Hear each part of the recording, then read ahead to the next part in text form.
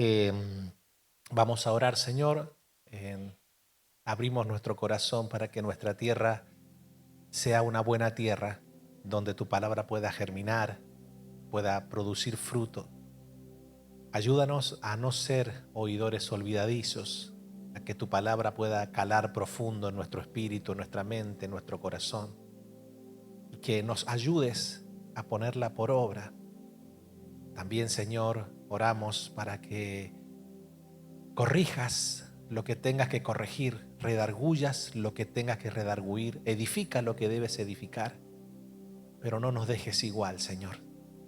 Tu palabra dice que el que tiene hambre y sed de justicia será saciado. Y aquí estamos con hambre y con sed. No hemos venido a hacer un acto de presencia física dentro de un templo religioso. Hemos venido a ser alimentados por tu palabra.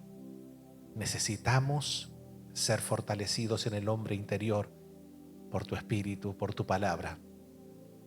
Señor, gracias por este pueblo que fielmente dispone de su tiempo para alimentar su espíritu con tu gloriosa palabra. Permite que sea un domingo de mucha bendición, de mucho aprendizaje. Alumbra los ojos de nuestro entendimiento, abre nuestros oídos espirituales para que tu palabra, Señor, sea edificante en nuestro corazón. En Cristo Jesús te damos gracias. Amén y amén. Bueno, recibimos con un fuerte aplauso a quienes se van a ir conectando a través de SLN Live. Con el pasar del tiempo, en algunos casos, por lo menos en el mío, lo negro se va transformando en blanco en relación al pelo. Y cuando las canas van surgiendo, uno comienza a tener una óptica un poco diferente de la vida, y lo que entre los 20 y los 30 era algo sumamente relevante comienza a ser algo secundario, y lo que para nosotros en ese tiempo, en esa década, era algo intrascendente, comienza a ser muy relevante. Porque comenzamos a ver la vida desde una plataforma mucho más seria y comenzamos a entender que hay ciertos sucesos que pueden suceder y que muchas veces por no equiparnos, educarnos, formarnos para enfrentar esos sucesos, estamos desprevenidos y lamentablemente solemos caer en grandes pozos depresivos. Y en estas 2 décadas que llevo transitando en este caminar de fe con Jesucristo, me he dado cuenta que a la gente le cuesta mucho sobreponerse a los golpes de la vida. Muchísimo. En algunos casos porque nunca lograron asimilar la situación que les tocó vivir. En otros casos, quizás porque desconocen las herramientas que te ayudan a salir, que te ayudan a levantarte de esos golpes que suelen ocurrirnos en la vida. Sobreponerse no es un tema que se debe abarcar superficialmente. Vivimos en una sociedad sumergida en el desánimo, en la depresión, en la ansiedad.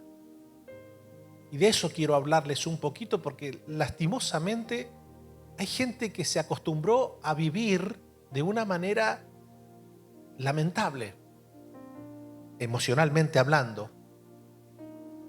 Ya se resignaron a vivir en el piso,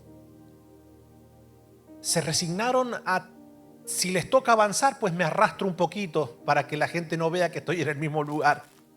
Quizás trato de avanzar un poquito arrastrándome un par de metros para que pues por lo menos pueda sentir un poquito de satisfacción de no estar en el mismo lugar. Y no es así, la vida no es así. La vida claramente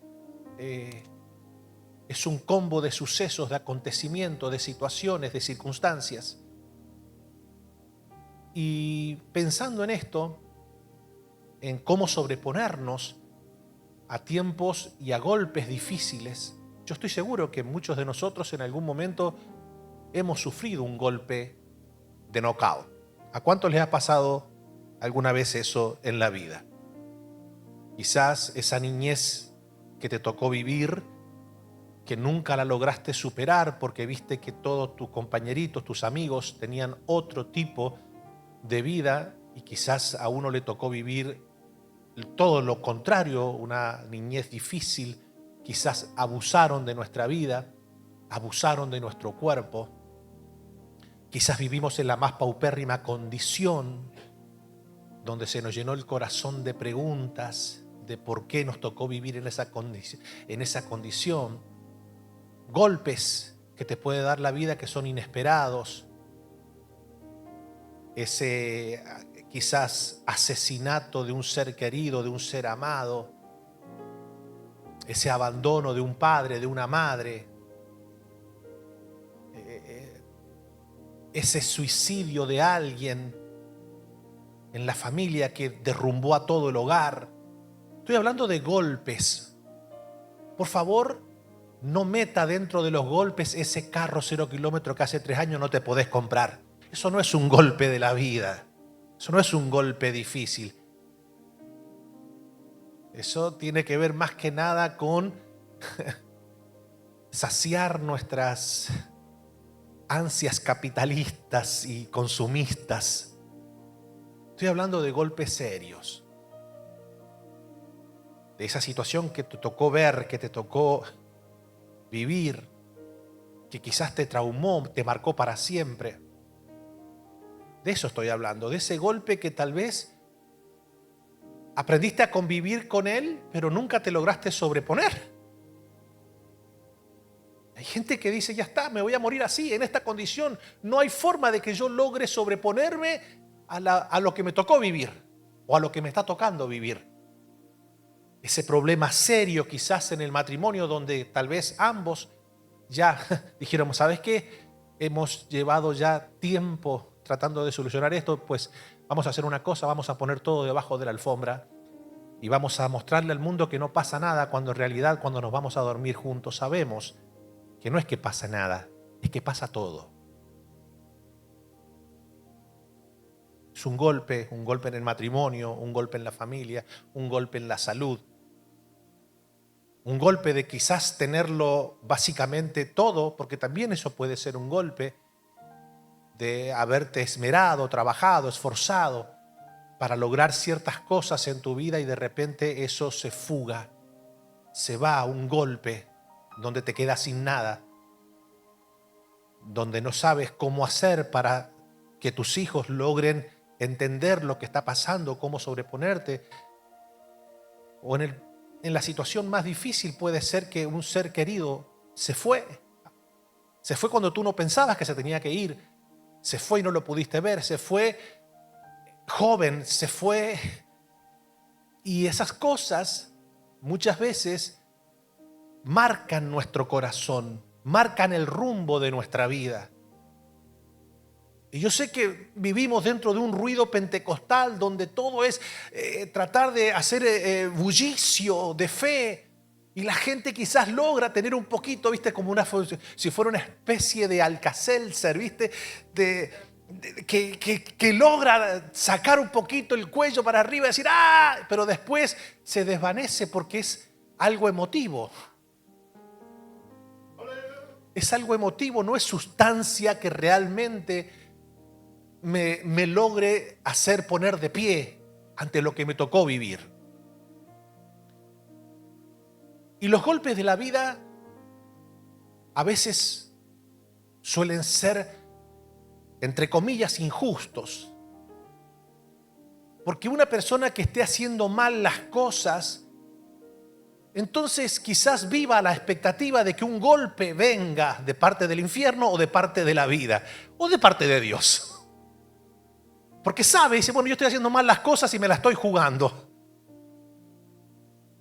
El que no espera un golpe es aquella persona que se está guardando para Dios, que está viviendo una vida correcta delante del Rey. Y piensa que por llevar una vida en esa bendición le va a proteger de manera tal que entonces nunca va a tener que enfrentar un golpe. Y eso es algo totalmente erróneo pensar. Le titulé a esta palabra porque estoy seguro que va a ser de mucha edificación para todos, porque en Dios y solamente en Cristo podemos sobreponernos a los golpes difíciles que muchas veces en la vida nos toca enfrentar. Le quiero hablar a todos aquellos que tal vez dicen, bueno, yo hoy estoy atravesando un golpe, estoy pasando una situación muy difícil. Le quiero hablar a aquellos que tal vez en algún momento intentaron pararse, ponerse de pie, y en ese momento de tratar de pararse y ponerse de pie vino otro golpe. Para aquellos que suelen a veces ver peleas, boxeo, se van a dar cuenta que cuando un boxeador logra tirar al piso, hacerle un knockout al contrincante, inmediatamente quien está liderando a ese boxeador que está golpeando, le dice, ahora es el momento, no lo dejes respirar. Si se para, atácalo nuevamente con toda ferocidad. Porque si logra estabilizarse nuevamente es un peligro. En los golpes difíciles que nos toca enfrentar en la vida, claramente Satanás conoce esa estrategia. Y a veces es un golpe y alguien puede decir, pastor, a mí me tocó no un golpe. Cuando pensaba que me estaba poniendo de pie vino otro golpe que me tumbó. En el primer golpe me contaron hasta 3, en el segundo me contaron hasta 6. Pero ya después, en el tercero ya me tuvieron que contar hasta las 9 y seguía viendo palomitas en mi cabeza. Es como que todos los golpes vinieron juntos. Si sobreponerse a un golpe suele ser una tarea no fácil, imagínense cuando los golpes vienen uno tras otro, y parece ser que en el común denominador de los casos es así. Y hay gente que queda ahí, queda postrada en esa condición. Se ancla a esa situación que le tocó vivir, por eso que aparece la palabra traumar, que es una marca en nuestra alma. Un trauma es una marca que nos persigue toda la vida de nuestra vida, donde quiera que vayamos, y cada vez que nos toque vivir un escenario que más o menos se asemeje a eso que nos marcó, inmediatamente nos llenamos de miedo, de temor, de angustia, de desesperanza, de desesperación, y asociamos todo lo que nos ocurre con eso y tenemos miedo de volver a vivirlo y nos anclamos permanentemente en esa situación que nos tocó vivir y perdemos de vista todo lo glorioso que Dios tiene trazado para nosotros. Damas y caballeros, este es el común denominador de no pocas personas en el mundo. Y van, y tal vez tienen terapia con un psiquiatra porque ven que no logran sobreponerse. El psiquiatra quizás esté en la misma condición que uno, con la única diferencia que tal vez él leyó varios libros de psiquiatría, se recibió en esa profesión, pero quizás no tenga las herramientas para poder ayudarte, y pues cuando se le acaban los recursos de las páginas que leyó, te va a dar un medicamento. Y nadie se levanta de un golpe de knockout de la vida con una pastilla. Las pastillas, lejos de levantarnos, lo que hacen es adormecernos. Es sacarnos de la realidad, pero no enfrentarla. No enfrentarla. Y cuando hablamos de un golpe difícil, vuelvo y reitero, no estoy hablando de ese capricho que todavía no se me da. Estoy hablando de algo serio, de algo que realmente puede dejarnos postrados por el resto de nuestra vida. En la Biblia tenemos muchos casos de personas que lograron sobreponerse a los golpes difíciles que le tocó enfrentar. Muchos, podría elegir cualquiera, pero me voy a ir al más extremo, después de Jesús. Y si yo le digo, vamos a ver cómo una persona pudo sobreponerse a estos golpes que le voy a mencionar a continuación, que creo que no hay golpes más fuertes que eso. Sacando siempre a Jesús, que fue el que recibió el golpe más fuerte de todos. Porque no solamente llevaba dolor físico, llevaba muchos otros condimentos que tenían que ver con una salvación de la humanidad eterna. Por eso sacamos el sacrificio de Cristo y vamos a adentrarnos, para mí, en el caso que lo leo y lo leo y lo leo, y para mí, déjenme decirle, es un libro maravilloso. Es un libro que tiene una riqueza en todos los aspectos, que es el libro de Job. Es un libro hermoso, yo les recomiendo. Y por alguna curiosa razón me recuerdo cuando yo era chico, hace aproximadamente unos 15, 16 años atrás.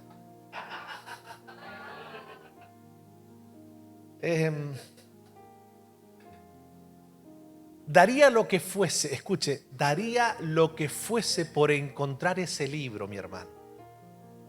Por encontrar ese libro. Era un libro ilustrado, con tapa dura, me recuerdo muy bien, de color azul.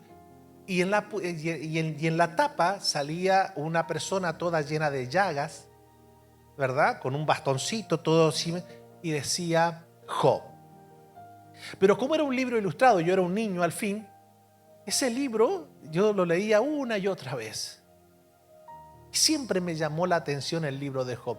Es un libro que tiene una riqueza tan profunda, pero que lastimosamente se abarca tan subliminalmente, tan superficialmente en estos días, que hasta muchos lo hacen lucir como si fuera una película de Hollywood. Y estaba Job, mi hermano, con su cuerpo totalmente lleno de llagas y había perdido todo, pero él sabía que lo único que no podía perder era la fe. Entonces te lo ponen como si, pará, metete adentro de Job. No podemos entender el libro solamente tratando de mirar superficialmente lo que dicen las páginas de él.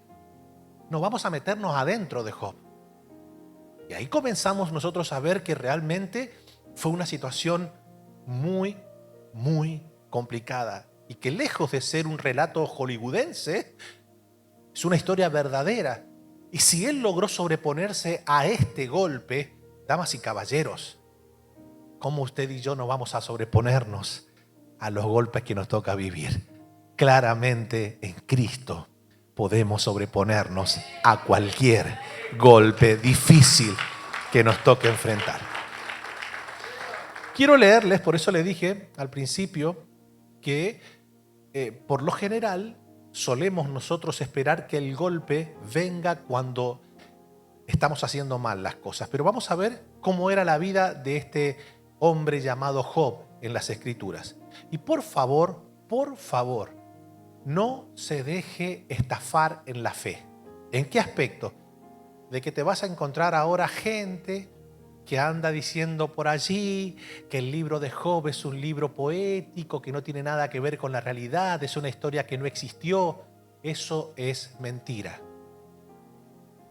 Job es un libro real, verdadero, y es un personaje que sí existió en la historia de la humanidad.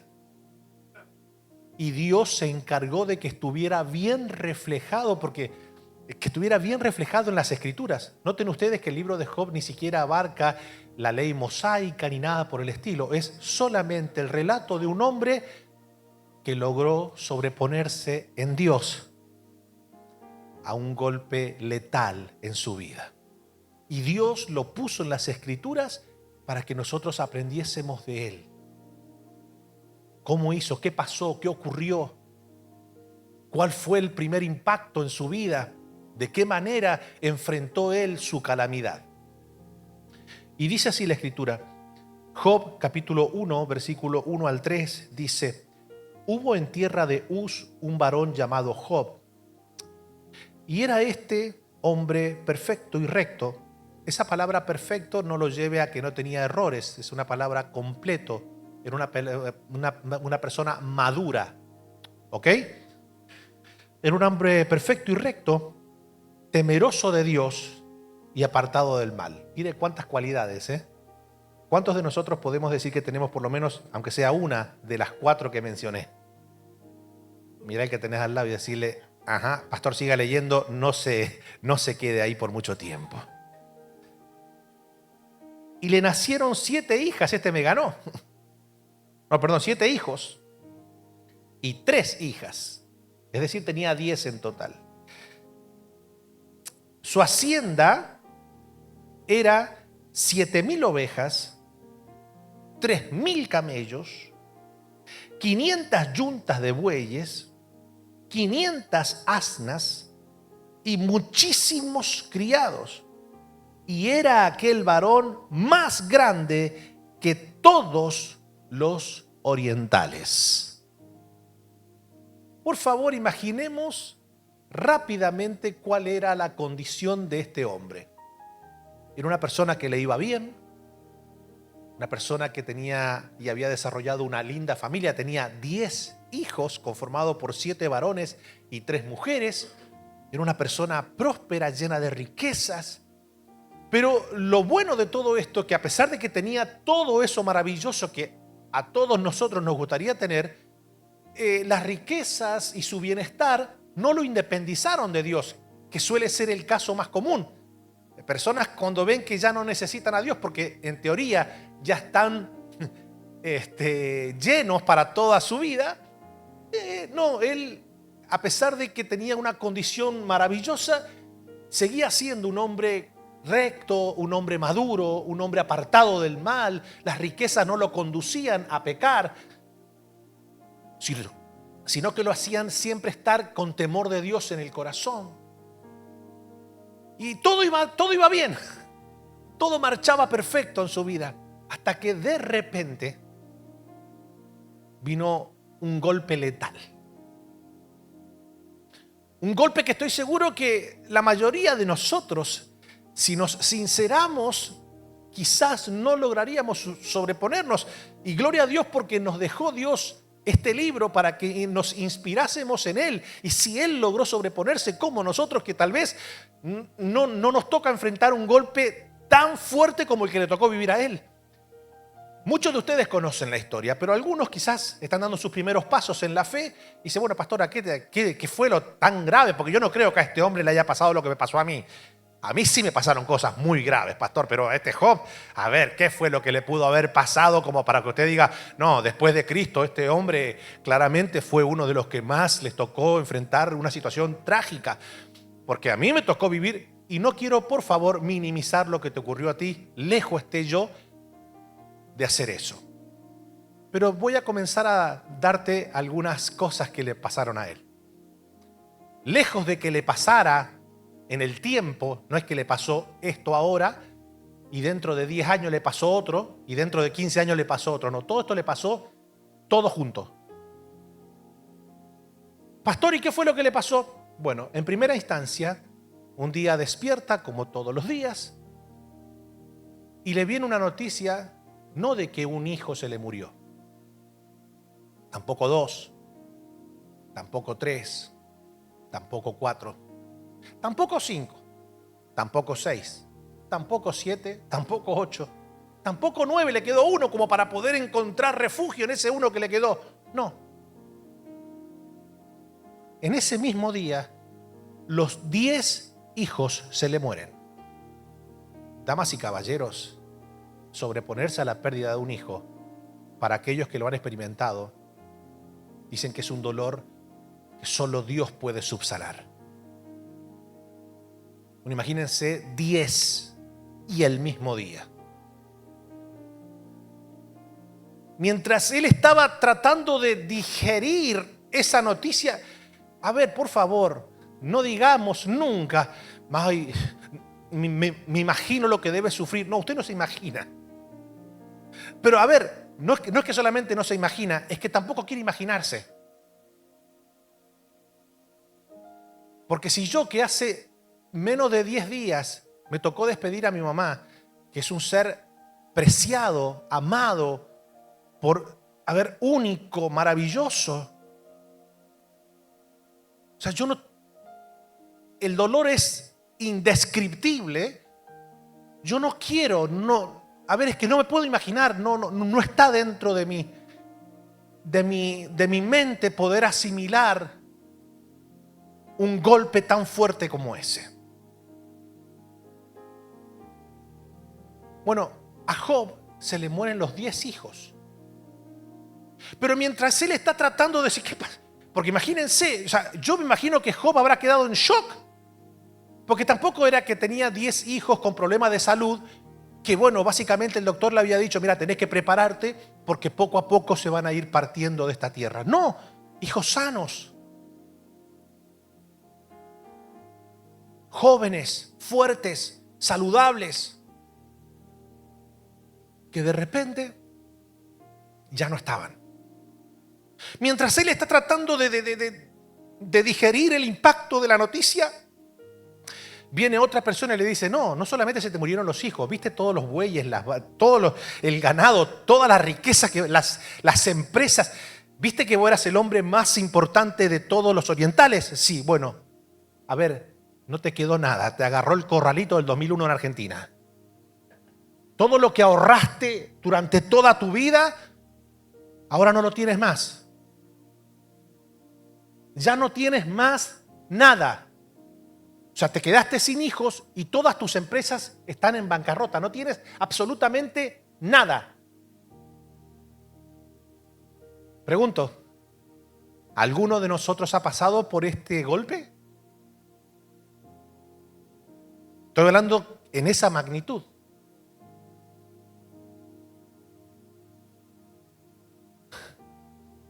Mientras él está tratando de entender qué está pasando, vino el apocalipsis y yo me quedé, porque esto es apocalíptico lo que estoy viviendo.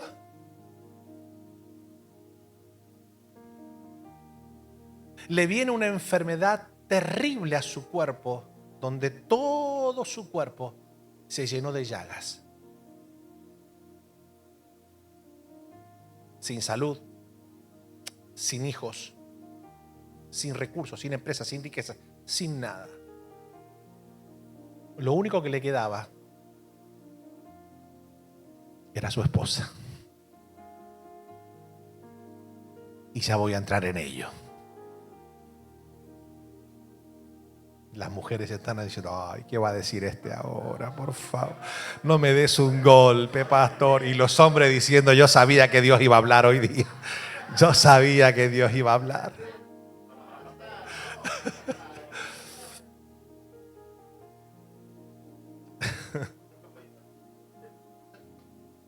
Yo quiero que usted me pregunte en esta mañana y me pregunte lo siguiente: ¿cómo hizo Job para sobreponerse?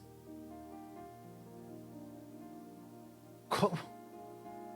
¿De qué manera puede una persona recuperar la sonrisa, recuperar el gozo en el corazón cuando le tocó vivir eso? Yo creo que no hay quien vuelva a sonreír después de ese golpe.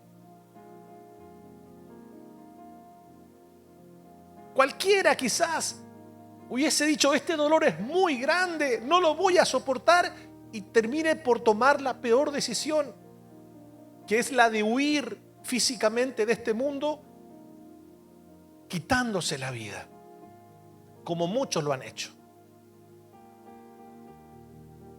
Por eso le dije que este libro es maravilloso. Maravilloso porque podemos ver cómo un hombre logra sobreponerse. Claramente tenés que leer 42 capítulos, porque no es un libro que tiene 2 capítulos y 3 versículos, no. Tiene 42 capítulos porque es un tema, es un proceso de restauración. No es algo que vos decís, no importa, se fueron con el Señor, bueno, se fueron todas las vacas y los bueyes, no importa, el Señor me dará otro. No se puede abarcar así. Entre el capítulo 1 y el capítulo 41 ocurren muchísimas cosas. Y después, para llegar al capítulo 42, que es la promesa de Dios sobre la vida de Job, básicamente tenemos que saber qué pasó en eso. Y no me voy a tomar un sermón para poder hablarles de los 41 capítulos. Primero, trataré de ser enfático en los puntos centrales de esto. Y vamos a aprender hoy por lo menos 4 cosas que tú y yo debemos aplicar para sobreponernos a los golpes difíciles de la vida. Y en primera instancia, cuando nos toque vivir un golpe, cuando nos toque enfrentar un mazazo de la vida o del infierno que nos intente noquear, lo primero que debemos hacer para sobreponernos a los golpes de la vida, si realmente queremos ponernos de pie nuevamente, es no culpar a Dios. Lo primero que hace Job cuando recibe el impacto, cuando recibe el golpe, lo primero que hace Job, yo me imagino que él, a ver, por favor, te están avisando de que de repente de ser una persona influyente, de ser una persona rica, ahora pasás a ser un indigente, no tenés absolutamente nada.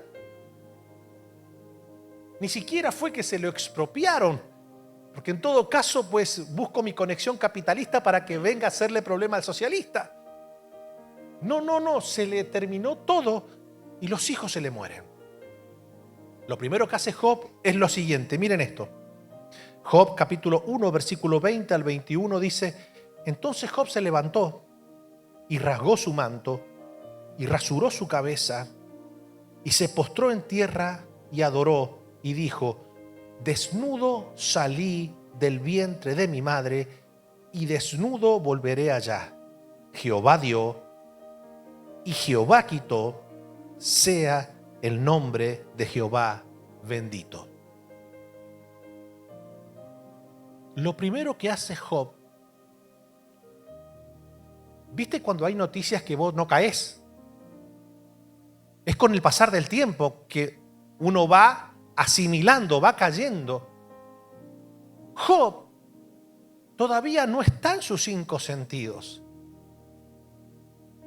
Job pretende tener una expresión de espiritualidad y de tratar de dejarle saber a Dios, esto que ha pasado, nada, tu nombre es bendito siempre. Él todavía no ha asimilado. Pero claramente Job, en esa primera instancia, damas y caballeros, por favor, el impacto del golpe es tan fuerte que Job, lo que tiene por decir en ese momento tan fresco de la noticia, es Jehová dio, Jehová quitó, sea el nombre de Jehová bendito. Y yo sé que para muchos de nosotros hasta suele ser, esto suele ser hasta prédicas de gente que muy superficialmente abarcan: se te murieron los hijos, sea el nombre del Señor bendito; se te quedaste pobre, miserable, sea el nombre del Señor bendito. Vamos, no importa, cosas mejores vienen. Esto es muy superficial. Job hace esta confesión, esta exclamación, porque todavía no ha caído. Job recurre a pensar que el autor intelectual de su calamidad ha sido Dios. Que Dios es el que programó esa tragedia para su vida. Ese golpe se lo dio Dios. Claramente, ese discurso afectó literalmente la estabilidad emocional de su esposa. Ahora no le va a gustar nada a los hombres lo que voy a decir, pero por favor quiero que nos adentremos en este episodio. La mujer de Job escucha decir a su marido, postrado en tierra, levantando las manos a Dios, diciéndole a Dios: Jehová dio, Jehová quitó, sea el nombre de Jehová bendito. La mujer parece ser que no estuvo del todo de acuerdo con su esposo en ese momento. Porque claramente, ¿a quién le gustaría tener un Dios que de repente para enseñarte algo, pues te voy a matar a los hijos para enseñarte que tengo un propósito con esto? Te voy a dejar pobre y miserable porque quiero enseñarte algo. Yo creo que no es una postura, por lo menos teológica, de que Dios para enseñarte algo, pues déjame que te voy a matar a los 10 hijos. Me parece que no está del todo claro que sea una verdad profunda escritural. Cuando nosotros leemos el versículo o el capítulo, nos damos cuenta que el autor, que quien está detrás de toda la calamidad que está viviendo Job, ¿quién es? Satanás. Satanás está detrás de la muerte de sus hijos, detrás de la pérdida de todas sus riquezas. Satanás está detrás de la enfermedad que está atravesando Job. Pero Job culpa a Dios. ¿Y qué pasa? ¿Qué es lo que intenta Satanás? Con instalar ese pensamiento en nuestro corazón. Que nosotros nos enojemos con aquel que es el único que nos puede levantar. Que nos enojemos con el coach espiritual de nuestras vidas, con el Señor, que nos puede fortalecer en esos momentos críticos, difíciles. Ante cada calamidad que Job iba viviendo, qué justo, morían todos, solamente quedaba uno vivo. Y en una de sus calamidades dice, bueno, fuego descendió del cielo y quemó todo. Entonces, a ver, Satanás al emisario de esa noticia le ponía esas palabras para que Job pusiera la mirada en el cielo, como que todo fue un juicio del cielo. Porque al fin y al cabo, Satanás lo que quería era que Job se enojara con el único que lo podía ayudar. Que Job blasfemara contra Dios, que responsabilice a Dios, que le quite la herramienta más poderosa que tiene una persona para sobreponerse a los golpes de la vida. Damas y caballeros, es imposible sobreponerse a un golpe letal sin la ayuda del Dios Todopoderoso. Esto es importante que lo entendamos.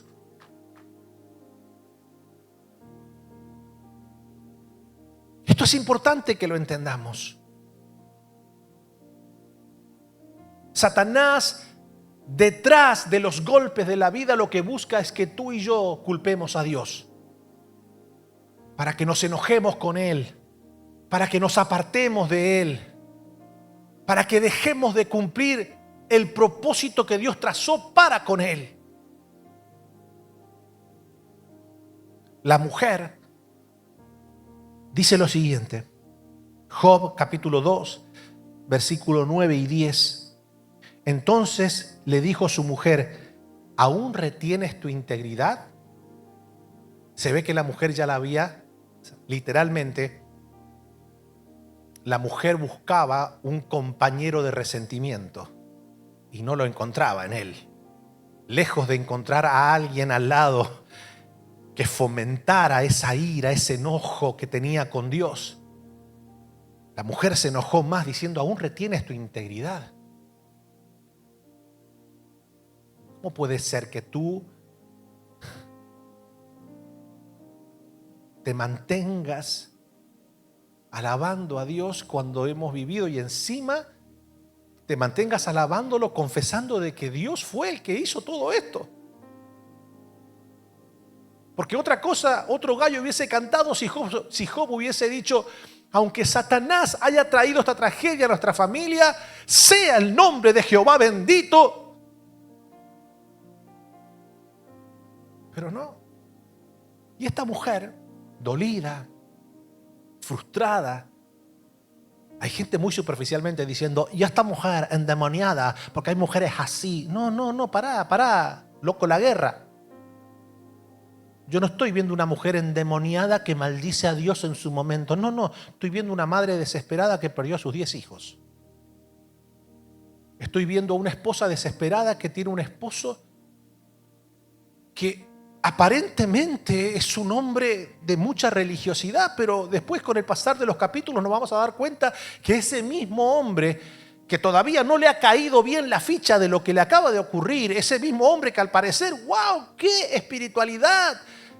El tipo se postra y dice, Jehová dio, Jehová quitó, sea el nombre de Jehová bendito. Pero cuando vamos pasando los capítulos, ese mismo hombre que ahora glorifica y exalta a Dios en su momento difícil, en su golpe que le toca vivir, es el mismo hombre que dice, maldigo el día en que nací. Ahora, claro, ahora le está cayendo la ficha.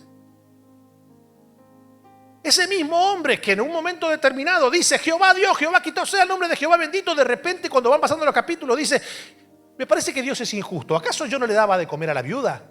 ¿Acaso yo no estaba con los huérfanos? ¿Acaso yo no les daba a los pobres? Esto es una injusticia lo que me está pasando. Y si es una injusticia quiere decir que Dios no es del todo justo como juez. Ese mismo Job. Es que a veces cuando una persona enfrenta un golpe fuerte, tiene sus lagunas, ¿sí o no? Tiene su, tómelo en el buen sentido, su bipolaridad emocional.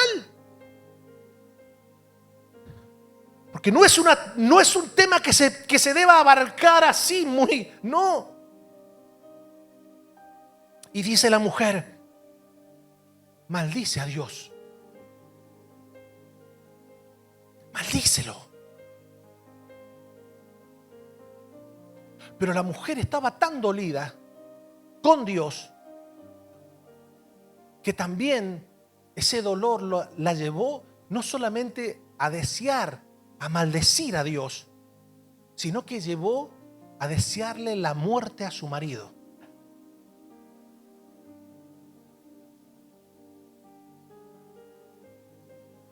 Le dijo, muérete. Muérete porque no soporto escucharte orar como estás orando. Vuelvo y lo reitero. Uno mira y dice, uno mira este versículo y dice, ay, pero qué mujer. A ver, a nosotros, ¿la puedo decir? A veces no nos pasa ni siquiera 1% de lo que pasó a esta mujer y ya estamos maldiciendo. Ya estamos quejándonos y ya estamos totalmente apartados de Dios. Acá yo veo una mujer devastada, una mujer que deseaba literalmente morirse. Esto de maldice a Dios y muérete, ya está, murámonos todos. No tiene sentido. ¿Qué vamos a seguir? Cada mañana cuando nos levantemos el cuarto de los niños no va a haber nadie. Cuando queramos ir a comer no va a haber nada, ya no hay criados, ya no hay nada. Y encima tengo un viejo enfermo al lado mío. No. Y él le dijo, como suele hablar cualquiera de las mujeres fatuas, has hablado peor. ¿Cómo le vas a decir eso a tu esposa cuando está enojada?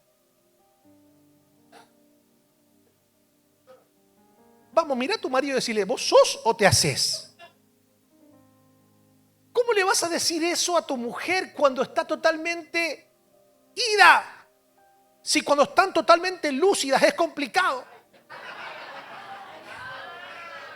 Cuando están tranquilas, bendecidas y en el mall. Imagínate cuando está dolida, herida, triste, deprimida, desesperada. Que le digas, ay, pero qué fatua que tú eres. Ya desde el ya no sabe lo que significa la palabra fatua.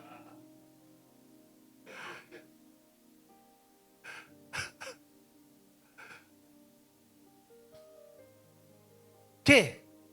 Y el tipo insiste. El tipo insiste en atribuirle a Dios la responsabilidad de su tragedia. ¿Recibiremos de Dios el bien y el mal no lo recibiremos? En todo esto no pecó Job con sus labios. Job trataba de mantener siempre la adoración, aunque dentro de ese luchar por mantener la adoración, hacía afirmaciones que no eran del todo correctas.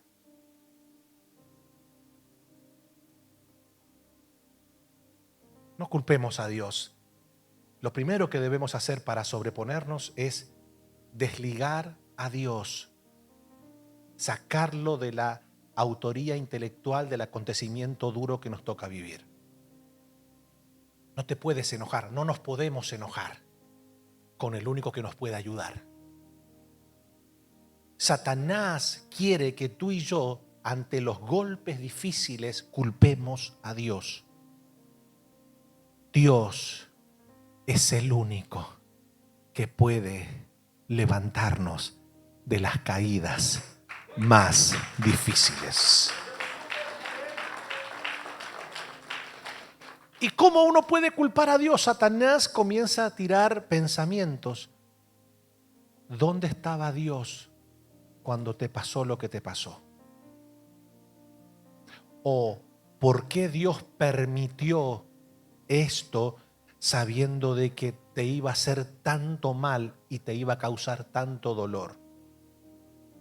Satanás opera como un mensajero de pensamientos. Son dardos de fuego del maligno, que lo que intentan es incendiar nuestros pensamientos, poner en llamas nuestro corazón contra Dios.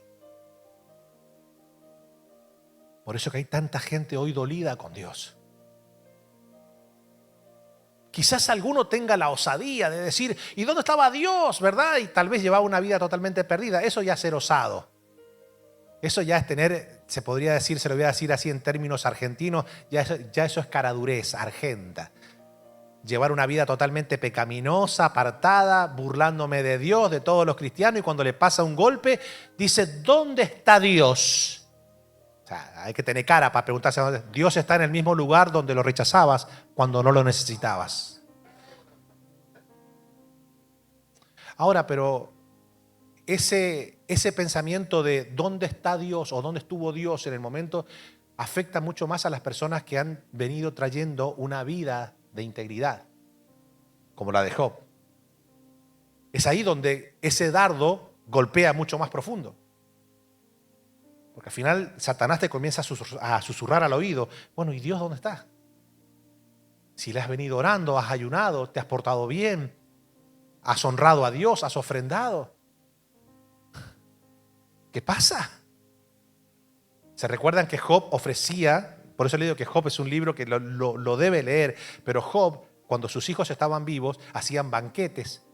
Entonces Job pensaba y decía, capaz que mis hijos en estos banquetes que están haciendo se emborrachan y hacen lo malo delante de Dios. Entonces todos los días ofrecía holocausto y sacrificio en ofrenda a Dios para que Dios perdonara a sus hijos en caso de que ellos en esos banquetes hubiesen pecado contra Dios. O sea que Job hubiese dicho, yo te ofrecía holocausto todos los días.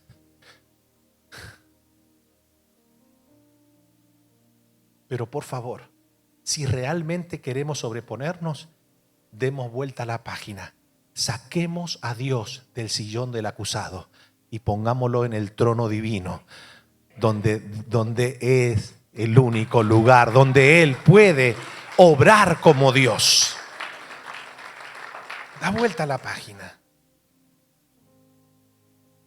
Lejos de lo que me ocurrió a mí, y básicamente es muy doloroso. Vaya si Satanás en estas 2 semanas ha venido susurrando o tratando de susurrándome al oído. Bueno, al final has orado por tantas personas que han recibido sanidad. Y la vez que le pedís una vez por tu mamá, no le estás pidiendo, por tu mamá le estás pidiendo. ¿Qué pasa? Dios no te escuchó.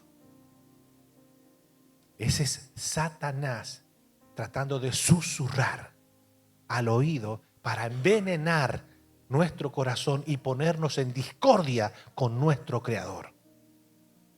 Cuando venga Satanás a decirte dónde estuvo Dios cuando más lo necesitaste, vos respondele, llegaste tarde al reparto de cerebro, diablo mentiroso.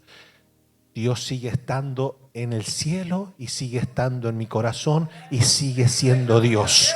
Él es el único merecedor de que sea adorado su nombre. Porque de esa manera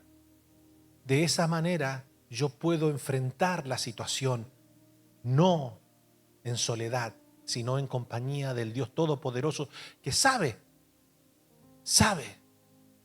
cómo ayudarnos a sobreponernos.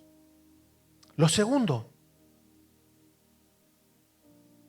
que debemos aplicar para sobreponernos a los golpes difíciles es despojarnos ya de la culpa nuestra. ¿Oyó lo que le dije? Porque a veces no es que culpamos a Dios, nos culpamos a nosotros. Y yo le voy a decir algo, así como es muy tóxico culpar a Dios en los momentos difíciles, créame que culparnos a nosotros por no haber hecho lo que tendríamos que haber hecho o porque hicimos lo que no debíamos hacer, eso nos va a hundir en la más profunda depresión. Eso de culparnos todo el tiempo, eso es difícil ante el golpe. ¿Por qué? Porque la culpa nos mantiene anclados al pasado. La culpa hace que la herida no termine de cicatrizar. ¿Por qué yo hice esto? Tendría que haber hecho lo otro. Tendría que haber apagado el teléfono cuando no lo pude apagar.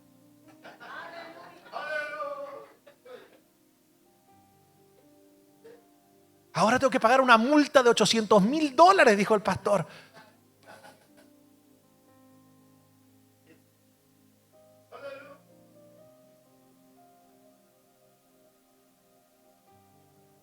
El tema de la culpa es un tema muy serio.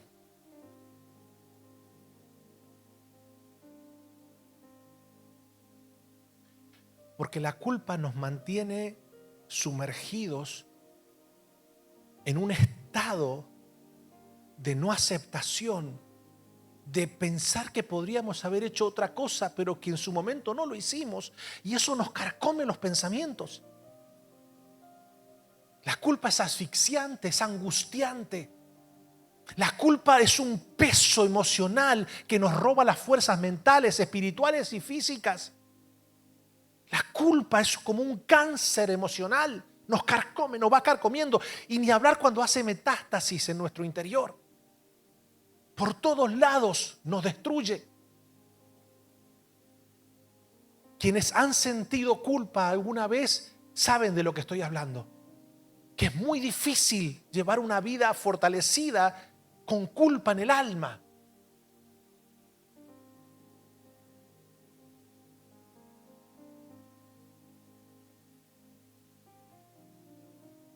La culpa también me quiso invadir, no solamente el susurro de Satanás.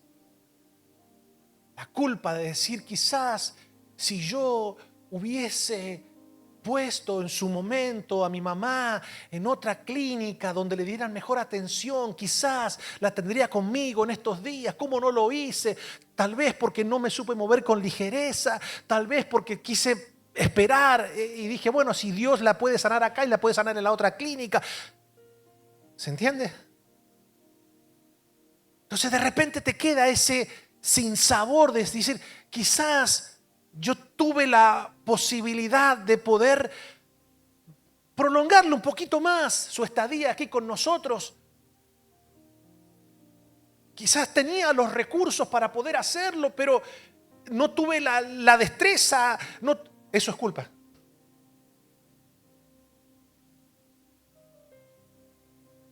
Eso es culpa. No la fui a ver, quizás. Por ejemplo, yo me vine un par de días antes porque el abuelito de mi esposa había partido con el Señor y dije, bueno, tengo que estar con mi esposa en estos momentos, así que rápido dije, bueno, me voy para la ciudad y regreso y bueno, vine, pero cuando regresé no la pude ver con vida. Culpa. Pero también me hubiese quedado culpa si me quedaba allá. Y después iba a decir, bueno, me iba a quedar la culpa de decir no estuve con mi esposa en el momento difícil de ella. Soy un egoísta. ¿Se dan cuenta cómo es la culpa? ¿Se dan cuenta cómo opera?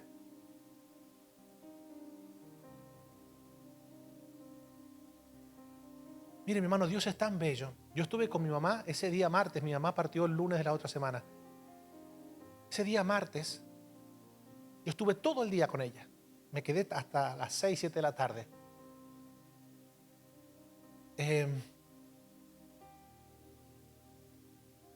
Cuando me voy de la clínica, estuve todo el día. Ya había llegado la muchacha que nosotros teníamos, que nos ayudaba a cuidarla durante la noche. Entonces estoy comiendo, cenando, y cuando termino de cenar ya eran como las 10 y pico de la noche. Había estado yo todo el día allí. Y le digo a dos amigos míos que estaban conmigo cenando, le digo, ¿me haces un favor? Sí, ¿me llevas de vuelta a la clínica? Y me miraron como diciendo, bueno, si estuviste todo el día. Aparte, mañana tenés que venir a las 9 de la mañana de vuelta. No, déjame pasar por la clínica. Así que me llevaron. Cuando llegué, perdonen si le estoy hablando mucho de mi mamá, pero hago un poco de catarsis con ustedes, mi hermano. Me hace bien. Ustedes son mi psicólogo también.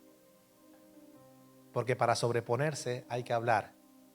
Reprimir nos hace mantener, sin fuerzas. Así que agarré y llegué y mi mamá me miró. Nos miramos. Ella me agarraba de la mano y hacía de cuenta que me estaba tomando la presión. Me hacía así, me apretaba la mano. Le hice masajitos. Me recosté en su pecho un rato. Me puse a llorar también un rato, pero no en la cara de ella. Ella no me vio llorar casi nunca. Y me fui. Ahora yo entiendo claramente. Y uno dice, pero ¿por qué yo regresé si no tendría que haber regresado? Es que ya Dios sabía que ese iba a ser el momento donde yo iba a ser la última vez que la podía ver con los ojos abiertos, tocándome la mano y ella haciéndome así. Ese es Dios. O yo me sumerjo en la culpa de no hacer lo que ahora pienso con el diario del lunes, lo que tendría que haber hecho. Y si yo hubiese hecho eso, existe la posibilidad de que mi mamá todavía estaría conmigo. Eso te devasta por dentro. O me quedo con lo que Dios me permitió. Estar durante casi un mes con ella, enfrentando y peleando juntos, y de haber regresado esa noche, de que ella me mirase, de que yo me acostase en su pecho como solía hacerlo hasta los 18 años, de tocarle la mano, quedarme con eso. No le voy a dar lugar a la culpa. Me voy a quedar con el privilegio que Dios me dio de poder abrazarla, besarla, mimarla, cuidarla, hasta que Dios decidió llevársela. Eso es una bendición. No te quedes con la parte negativa. Quédate siempre con el medio vaso lleno que Dios te permitió vivir.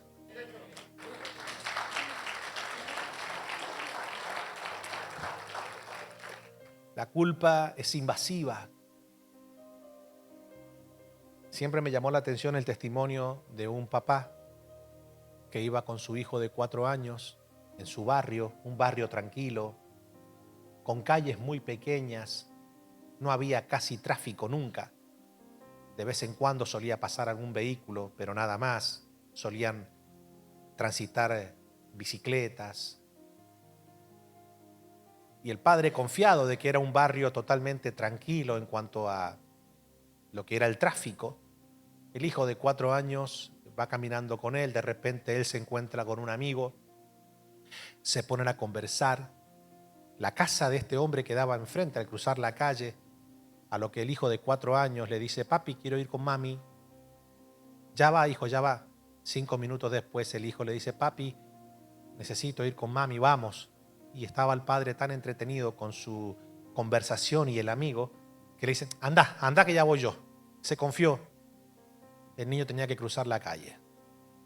Claramente nunca pasaban vehículos a alta velocidad. Con tanto infortunio, que el niño corriendo no mira para los costados. De repente aparece un vehículo que se lo lleva por delante y lo mata.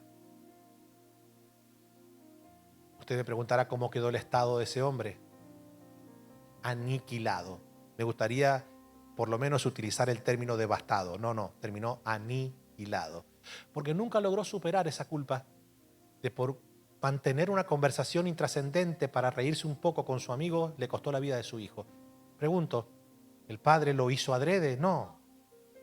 Pero ¿cómo haces para hacerle entender a papá que eso no fue así? ¿Cómo se hace para sacar la culpa de ese padre? Solamente Dios.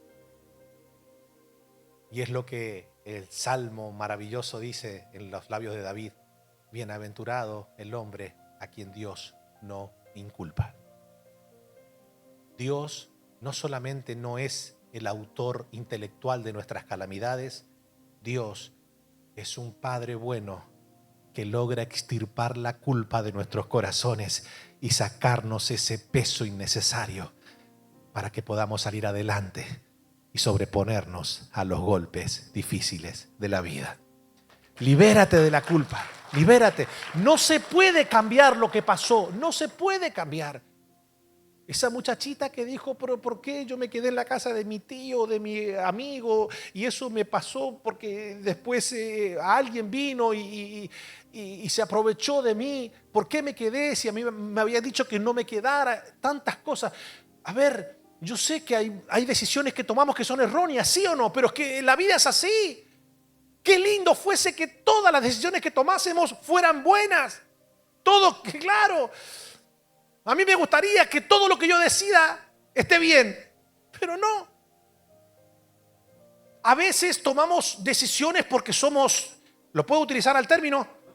Tercos. Y vos, y bueno, y eso te duele más todavía, pero por tercos. Pero hay veces que tomamos decisiones pensando que estamos haciendo lo correcto y al final nos damos cuenta que no era lo correcto. Al fin y al cabo, no se puede cambiar lo que pasó, pero sí podemos perdonarnos a nosotros mismos por lo que decidimos. Si nos perdonamos, entonces nos despojamos de ese peso de culpa y comenzamos a caminar livianos hacia un futuro glorioso, hacia un futuro nuevo que Dios quiere darnos, pero tenemos que despojarnos. Cuando Job, escuchen, es que el tiempo se... ¿Me dan 5 minutos más? Job, ya habiendo pasado en primera instancia el primer impacto de decir Jehová Dios, Jehová quitó, ahora Job comienza un periodo un poco más profundo de introspección. Ahora Job comienza a tratar de encontrar otras respuestas a su situación. Y él comienza a ver que tal vez no fue del todo Dios el causante de todo. Él ahora comienza a chequearse a sí mismo y a ver qué responsabilidad tuvo él en la calamidad que le está tocando enfrentar. Y eso te llena también de culpa, porque la introspección, ¿lo puedo decir? Es inspeccionarse hacia adentro. Eso es lo que significa la palabra introspección. A ver, la introspección es buena siempre y cuando no nos lleve la culpa. La introspección es buena siempre y cuando nos conduzca a la corrección de un error, a la toma de mejores decisiones en el futuro. Para eso la introspección es bárbara. Pero la introspección, cuando la utilizamos para condenarnos a nosotros mismos, para juzgarnos, para sumergirnos en lo que tendríamos que haber hecho, pero que no hicimos, es terrible. Entonces Job, noten ustedes que a medida que va avanzando el libro, ya él comienza a decir, a ver, mira lo que dice Job 3:25, a ver, dice, porque el temor que me espantaba me ha venido. Ahora Job comienza a sentir culpa, a decir, para. A ver, ¿será que esto que estoy viviendo, yo fui el autor? ¿Oyó lo que le acabo de decir? ¿Se dan cuenta cómo Job ahora comienza a ver de qué manera logra dilucidar y detectar al responsable de su calamidad? Hasta ahora el diablo no aparece en escena. Si hay algo que felicitarle al diablo es que es un experto en tirar la piedra y esconder la mano, mi hermano.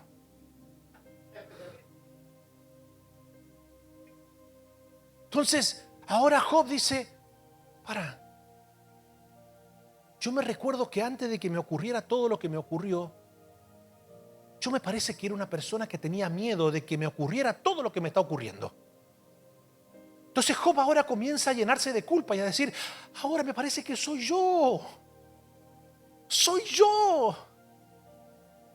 el que ha traído este terrible golpe a mi propia vida. ¿Cómo no me di cuenta? Fui yo el autor indirecto del asesinato de todos mis hijos o de la muerte de todos mis hijos. Porque si yo no hubiese tenido miedo, esto no hubiese pasado.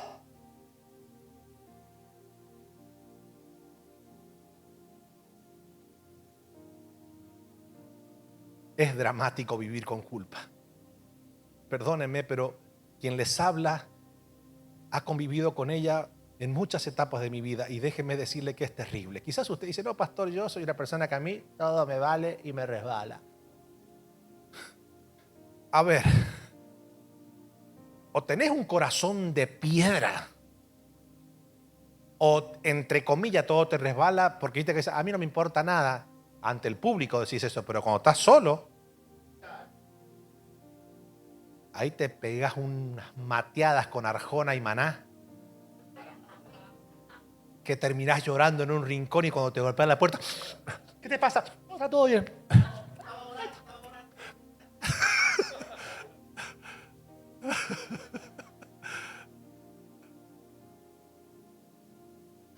Porque el temor que me espantaba me ha venido. Y me ha acontecido lo que yo temía. Ahora Job trata de decir, bueno, a ver, saquemos a Dios de la ecuación, de la responsabilidad, y ahora el culpable de esto soy yo. No he tenido paz, no me aseguré, ni estuve reposado, no obstante, me vino turbación. Job está asociando la calamidad con su falta de paz y con su temor. Ahora Job se llena de culpa. Dice, me parece que fui yo, no te puedo creer. Porque si yo no hubiese tenido miedo, si yo me hubiese asegurado, si hubiese estado confiado en el Señor, nada de esto hubiese pasado. Tratar de encontrar explicación a los golpes de la vida, no siempre la encontramos, Y esto se lo digo con toda sinceridad. Así como les dije recién, cómo nos gustaría a todos tomar buenas decisiones siempre, eso es imposible. En algún momento te vas a equivocar. A no ser que hayas nacido en Argentina, pero después, por lo general, la gente suele fallar en sus decisiones. Ahora, así como te digo una cosa, te digo la otra. Escucha lo que te voy a decir, por favor. No todos los golpes tienen explicación. Hay algunos golpes que solamente tienen que tener resignación y aceptación. Porque cualquier explicación que Dios intente darnos, no la vamos a querer aceptar.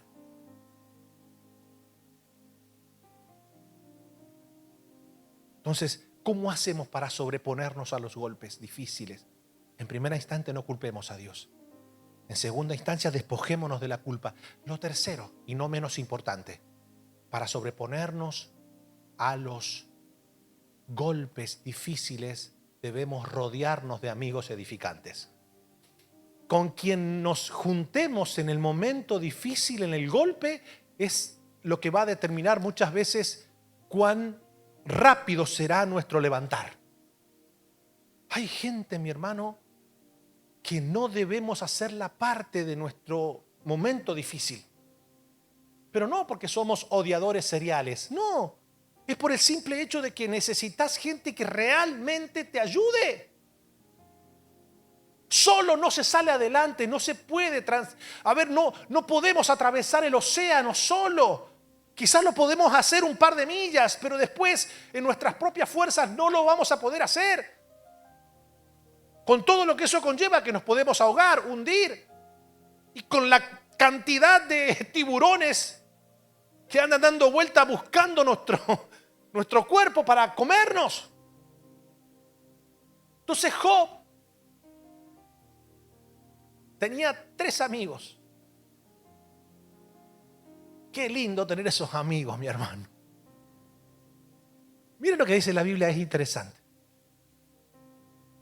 Dice, y 3 amigos de Job. Claro, porque Satanás en primera instancia, escuchen, Satanás en primera instancia lo que trata es de poner en nuestra mente que el culpable de todo es Dios.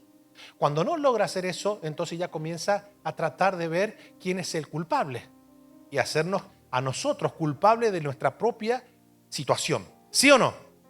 A veces sí. En este caso Job no. Job no era el culpable de su propia desgracia. ¿Estamos acá?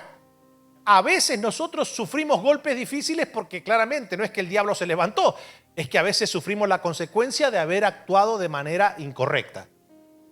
Pero en este caso Job no, era un hombre íntegro, temeroso de Dios, apartado del mal, recto.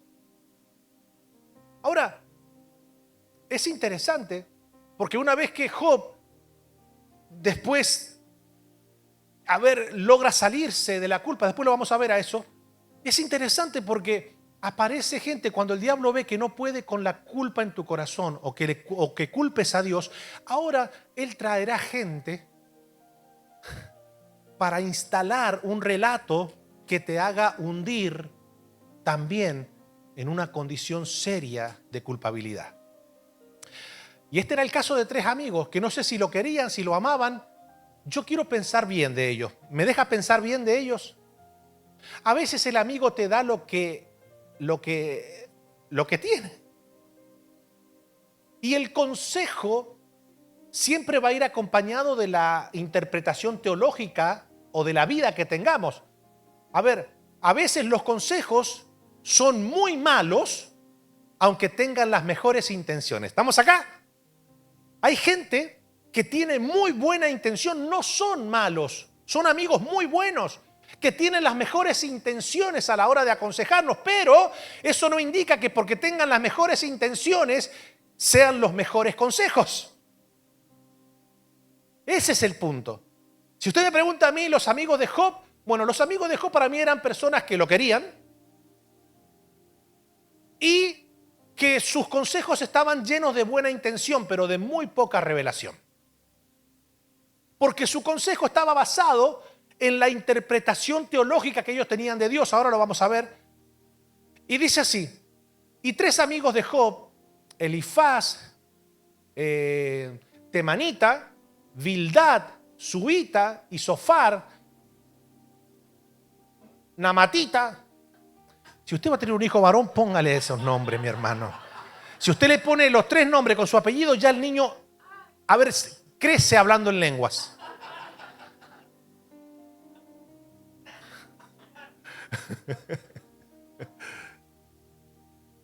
Ok, luego que oyeron todo este mal que le había sobrevenido, vinieron cada uno de su lugar porque habían convenido de venir juntos para condolerse de él y para consolarle. ¿Viste que la intención no era buena? Dice, los cuales, alzando los ojos desde lejos, no lo conocieron y lloraron a gritos. Y cada uno de ellos rasgó su manto y los 3 esparcieron polvo sobre sus cabezas hasta el cielo. Así se sentaron con él en tierra por 7 días y 7 noches, y ninguno le hablaba palabra porque veían que su dolor era muy grande. Los 3 amigos se pasaron 7 días y 7 noches al lado de él y no profirieron palabras. Ahora, noten ustedes, cuando ellos ven la condición comienzan a desmedidamente a dolerse. Y ese punto, permítame un poquito. Hay veces que en el medio del dolor que estás pasando, no necesitas gente que venga a echarle más leña al fuego. Aunque lo hagan con buena intención, yo no estoy diciendo que estos que son unos hipócritas. Ay, no, por favor. Yo no estoy diciendo que ese dolor que ellos sintieron no fue genuino. Pero a veces cuando vos estás en ese dolor, en esa tristeza, en esa angustia, no necesitas que gente venga ahora a magnificar la situación. ¡Ay, no puedo creer lo que te ha pasado! No lo entiendo. Tú una persona tan buena, no lo entiendo. Y se pone a llorar al lado tuyo. Vos decís, no quiero escuchar eso. Para. Vuelvo y le reitero, no estoy diciendo que esa persona lo haga con la intención de deprimirte. Aunque tal vez hayan personas que esa expresión los fortalezca, ¿viste? Porque hay cada quien con su corazón. Quizás la segunda actitud que tuvieron ellos, por ejemplo, de acuerdo a mi temperamento y de acuerdo a mi forma, era mejor. Es decir, voy a estar al lado tuyo, pero no voy a hacer ningún tipo de espamento, no le voy a echar leña a tu dolor, no voy a fomentar tu herida. Acá estoy. A veces la presencia de alguien, el saber que está, vale más que 1000 espamentos emocionales. Ahí se quedaron. Hasta aquí todo bien. Hasta, ya conmigo, hasta que abrieron la boca. Y comenzaron, por favor, no le voy a leer todos los consejos que le dieron, pero sí, cada uno le dio su propio consejo, diferentes, pero los tres concordaban en algo. Que no estaba tan lejos de lo que Job pensaba al principio, ¿eh? Ok. Para ellos, en su comprensión teológica, filosófica de la vida, lo que Job estaba viviendo, lejos de ser una tragedia, era una consecuencia. Cada quien con sus formas de presentarlo, con sus consejos que al parecer eran diferentes, pero al final todos desembocaban en el mismo lugar. Es decir, confiesa tu pecado porque a nadie que esté haciendo las cosas bien le pasa lo que te está pasando a ti. Muy, éticamente correcto. No es que le dijeron, vamos, Job, vos sos un tremendo pecador. No. Muy subliminalmente lo llevaban a ese campo de decir, tienes un pecado oculto y lo que te está pasando es un castigo de Dios. Por eso, es que llega un momento en que Job se revienta la cabeza pensando, ¿en qué fallé? Uy, mi hermano, para quienes hemos pasado por ahí, déjenme decirles que es terrible ese campo. Porque te reventás la cabeza diciendo, ¿en qué? Una cosa es detectar en qué fallaste y llenarte de culpa. Te tenés que perdonar. Pero otro campo es el que, ¿en qué fallé y no logras detectar? Eso peor todavía. Porque no logras identificar, al parecer, el causante de la tragedia. Y los amigos de Job insistían. Por eso que en los momentos en donde venga un golpe, debes ser selectivo a la hora de escoger quién te va a acompañar en el proceso de tu restauración. Escoge gente que te ame, que te quiera, pero que también te dé buenos consejos para que logres salir adelante.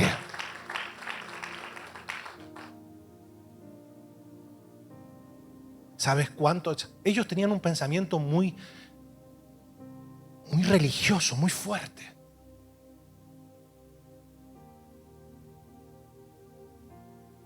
Abro paréntesis rápido. ¿Sabes cuántos pastores yacen escondidos en el dolor? Porque no pueden abrirse con nadie, porque sería toda una vergüenza. Sería todo un escándalo público.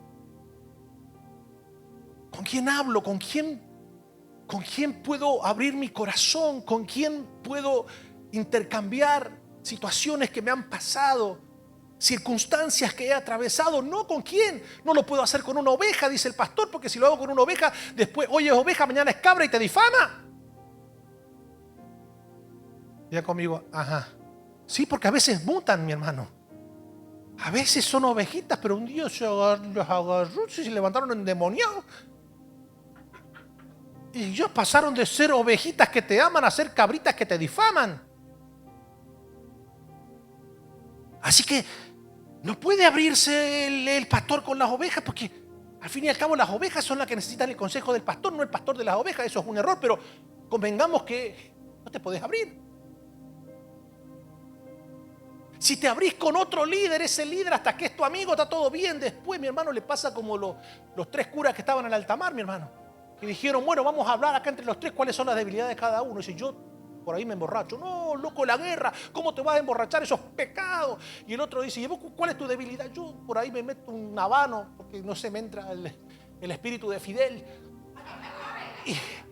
Y le meto un habanazo. No, loco, la guerra, eso te destruye. Y el que destruye el templo, Dios lo va a destruir a él. Y el tercero dice, ¿y cuál es el tuyo? Dice, yo soy chismoso. Y no veo la hora de salir de esta balsa para ir a contarle a todo el mundo lo que ustedes hacen, descarados.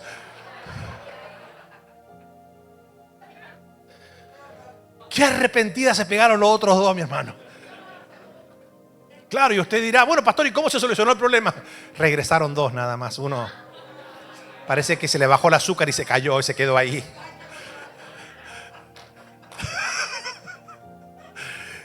Se ve que se tomó se tomó 4 vasos seguidos de ¿cómo se llama? De jugo de caña, ¿cómo se llama? De guarapito.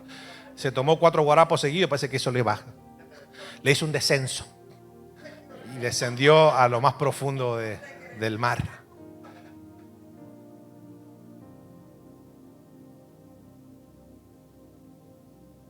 Entonces, vivimos en una sociedad que espiritualmente no está preparada para la prudencia, para la discreción, porque somos fomentados todo el tiempo por un impacto mediático donde a la gente le gusta andar ventilando los errores de los demás. Dígame si no es así. Mira, se quedan callados todos. Entonces, para sobreponernos a los golpes de la vida, los difíciles, es alinearnos con gente correcta. Rodéate de personas que no solamente tengan palabras de consuelo. Rodéate de personas no que en tu momento de dolor te saquen selfie para después ponerlo en las redes sociales y ver cómo tú llorabas. No. Rodéate de personas que no solamente te den buenos consejos, sino de personas que te extiendan la mano y te levanten para que sigas caminando de victoria en victoria. Yo te invito a que te pongas de pie. El tiempo ha transitado. Pero hoy día quiero hablarles a las personas que han recibido un golpe. O quizás 2, quizás 3.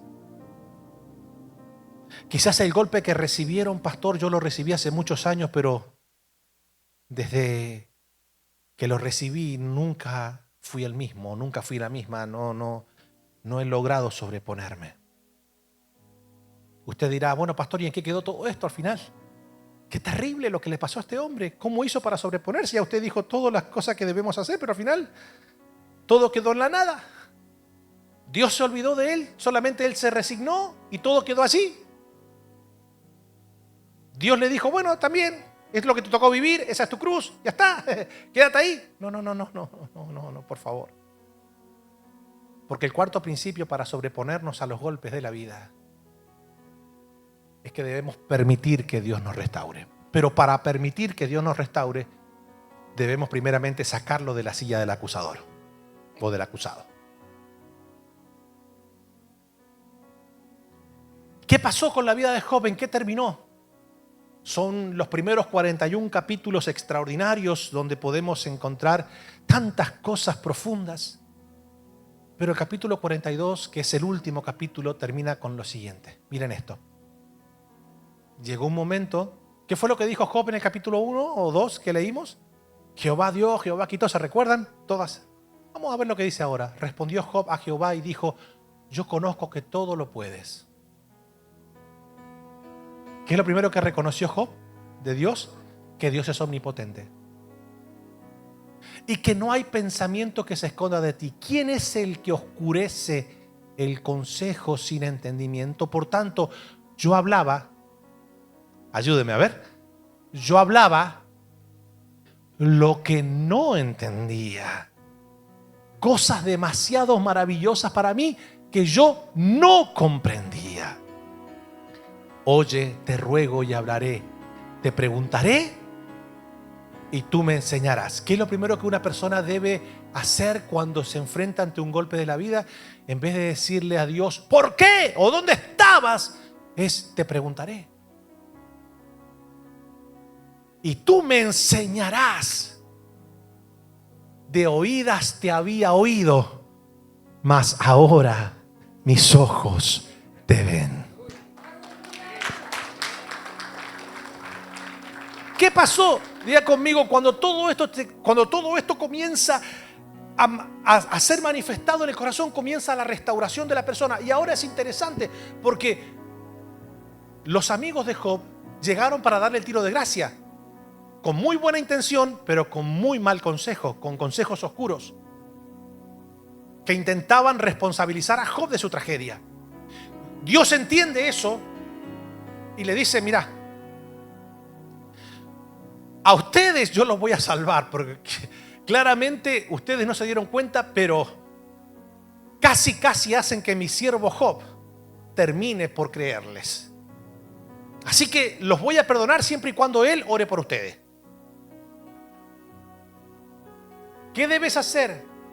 Cuando te logres levantar, míreme todo el mundo, por favor. Ay, es que el tiempo apremia, pero bueno, míreme todo el mundo. Nunca quieras sobreponerte para refregarle en la cara a la gente que tal vez te quiso hundir en el momento de calamidad. Hay gente que dice, yo ahora estoy caído, pero cuando me levante a todos estos les voy a demostrar que son una basura. Porque Dios no restaura, ni levanta, ni pone en pie a gente que se ensucia el corazón. Tampoco Dios está de acuerdo con ese pensamiento de ponme de pie para que todos estos vean. Tú no tienes que demostrarle nada a nadie, porque el único que merece toda gloria y reconocimiento es Cristo Jesús, Señor nuestro. Dice así la Biblia, vamos rápido. Y aconteció que después que habló Jehová estas palabras a Job, Jehová dijo a Elifaz, ya ustedes saben, hermanita, mi ira se encendió contra ti y tus dos compañeros. O sea, Dios estaba airado con estos amigos de Job. Porque no habéis hablado de mí lo recto, como mi siervo Job. Ahora dice esto. Ahora pues, tomaos 7 becerros y 7 carneros e id a mi siervo Job y ofreced holocausto por vosotros, y mi siervo Job orará por vosotros, porque de cierto a él atenderé para no trataros afrentuosamente, por cuanto no habéis hablado de mí con rectitud como mi siervo Job. Fueron pues Elifaz, Amatita, Bildad, Sofar, e hicieron como Jehová le dijo, y Jehová aceptó la oración de Job. O sea que Job tuvo que, mírame todo el mundo, la restauración viene no solamente cuando entiendes que Dios es todopoderoso, sino cuando logras perdonar a los que no te fueron de bendición durante el proceso de tu calamidad. No le guardes rencor, no le cuelgues el teléfono, no lo ignores, ora por ellos y perdónalos. De esa manera Dios comprobará que tu corazón no está contaminado.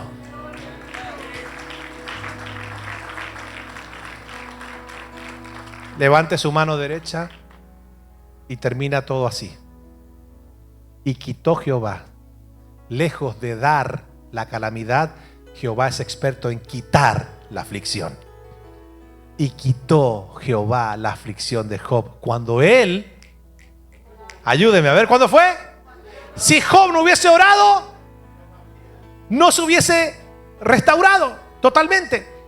Cuando hubo orado por sus amigos, ¿y qué dice? Y aumentó al doble todas las cosas que habían sido de Job, y vinieron a él todos sus hermanos y todas sus hermanas y todos los que antes le habían conocido, y comieron con él pan en su casa, y se condolieron de él y le consolaron de todo aquel mal que Jehová había traído sobre él, y cada uno de ellos le dio una pieza de dinero y un anillo de oro, y bendijo Jehová el postrer estado de Job más que el primero, porque tuvo 14,000 ovejas, 6,000 camellos, 1,000 yuntas de bueyes y 1,000 asnas, y tuvo 7 hijos y 3 hijas, y no había mujeres tan hermosas como las hijas de Job en toda la tierra, y le dio su padre herencia entre sus hermanos.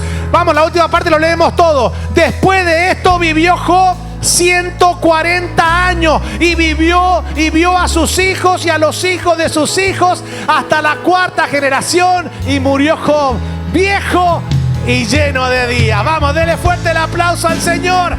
Levante su mano y dígale: Señor, si te tengo a ti, lo tengo todo. Jesús. En el momento